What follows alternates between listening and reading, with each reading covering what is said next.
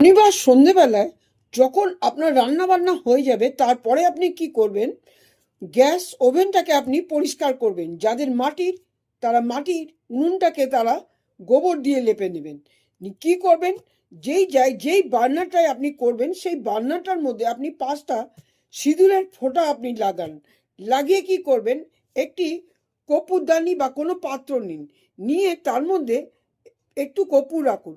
তেজপাতার মধ্যে আপনার যেই মনোবাসনা, সেই মনোবাসনাটা আপনি ওই তেজপাতার মধ্যে লিখুন প্রেজেন্ট টেন্সে, যে এটা আমার হয়ে গেছে, ইউনিভার্সকে জানাচ্ছেন এটা আমার হয়ে গেছে বা আমি এটা পেয়ে গেছি। এইটা করে শনিবার দিন সন্ধ্যাবেলা, ঠিক সন্ধ্যাবেলায় আপনি এটি ওই গ্যাস বার্নারটার মধ্যে পোড়াবেন, যেটার মধ্যে 5টা সিঁদুরের ফোঁটা দিয়েছেন। এবার কি করবেন, যেই ছাইটা আপনার বাজবে, যখন ঠান্ডা হয়ে যাবে আপনি আপনার বাড়ির কোনো পাশে ওটা রেখে দিন। যারা ফ্ল্যাটে থাকেন, ফ্ল্যাটের কোনো পাশে কোনো পাত্রের মধ্যে ওই ছাইটাকে রেখে দিন। এইভাবে 7টা শনিবার করুন, আপনার মনোবাসনা যেটা অবশ্যই পূর্ণ হবে।